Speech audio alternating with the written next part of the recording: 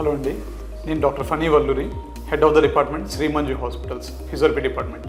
So చాలామంది knee replacement మన దగ్గర చాలా బాగా జరుగుతుందని తెలిసి ఇక్కడ నీ రీప్లేస్మెంట్ చేయించుకోవడం వస్తున్నారు.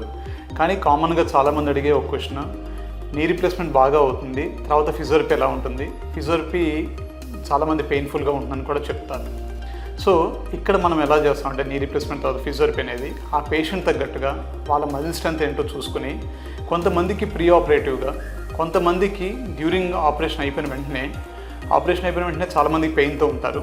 పెయిన్తో ఉంటేనాక మైల్డ్ ఫిజియోథెరపీ లాంటివి చేస్తూ, వాళ్ళకి ఐసింగ్ లాంటిది రెగ్యులర్గా అప్లై చేస్తూ, వాళ్ళ లింబ్ ఎలివేషన్ కానీ లేకపోతే నాకు వాళ్ళకి చిన్న చిన్న బేసిక్ మూమెంట్స్ చేయించి, ఇంటికి వెళ్ళిన తర్వాత కూడా వాళ్ళ మజిల్ స్ట్రెంత్ ఎలా ఉంది, ఏ మజిల్స్ అయితే వీక్ ఉన్నాయో వాటిని చూసుకుంటూ జెంటిల్గా పెయిన్లెస్ ఫిజియోథెరపీ అంటే నాకు టోటల్ జీరో పెయిన్ కాదండి, తక్కువ పెయిన్తో ఫిజియోథెరపీ చేయడం అనేది పేషెంట్ కస్టమైజ్డ్గా మన టీంతో మనం ఆర్గనైజ్ చేస్తుంటాం.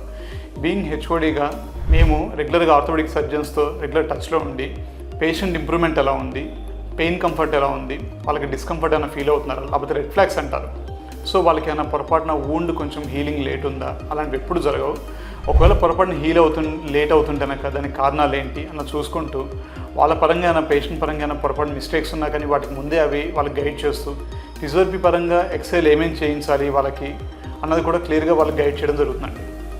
సో రెగ్యులర్గా వాళ్ళ ఇంప్రూవ్మెంట్ ఏంటనేది మాకు తెలుసుకుని మేము మళ్ళీ ఆర్థోపెడిక్ సర్జన్స్కి అప్డేట్ ఇచ్చి, వాళ్ళ పెయిన్ ఎక్కువ రాకుండా ముందే పెయిన్ కిల్లర్ ట్యాబ్లెట్స్ కానీ లేకపోతే ఐస్ ప్యాక్ అప్లై చేయడం, లింబ్ ఎలివేషన్, ఎక్సర్సైజ్ కొంతమందికి పెయిన్ బాగా ఎక్కువ ఉంటే జెంట్లుగా లైట్ ఎక్సర్సైజ్ చేయించడం, వాళ్ళ పెయిన్ కంఫర్ట్ బాగుంది, పెయిన్ ఎక్కువగా ఇబ్బందిగా లేదంటే కనుక వాళ్ళకి ఎక్సర్సైజ్ కొంచెం లోడ్ పెంచడము, వాళ్ళతో కొంచెం అడ్వాన్స్డ్ ఎక్సర్సైజ్ కూడా ఎర్లీగా చేయించడం అనేది జరుగుతుందంట.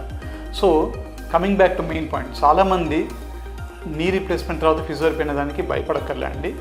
మనం తప్పకుండా కస్టమైజ్డ్ ఎక్సర్సైజ్ ప్రోగ్రామ్ వాళ్ళకి ఇస్తూ, వాళ్ళ పెయిన్ లెవెల్ అవన్నీ గమనించుకుంటూ, వాళ్ళకి పెయిన్ అవన్నీ జాగ్రత్తగా మేనేజ్ చేస్తూ ఫిజియోథెరపీ చేయడం జరుగుతుంది. చాలామంది ఇక్కడ ఫిజియోథెరపీ జరిగిన తర్వాత కూడా వాళ్ళు చాలామంది పాజిటివ్ ఫీడ్బ్యాక్ ఇచ్చారు. మేము ఎక్స్పెక్ట్ చేసినంత పెయిన్ లేదు, చాలామంది వేరే హాస్పిటల్ కానీ వేరే మంది పేషెంట్ చూసి అక్కడ పెయిన్ ఎక్కువ ఉంది అని మేము భయపడ్డాము, ఫిజియోథెరపీతో అలాంటి ఇబ్బంది లేదు అని చాలామంది ఫీడ్బ్యాక్ ఇవ్వడం కూడా జరిగింది. ఇది మన దగ్గర జరిగే యూనిక్గా చేసే అప్రోచ్.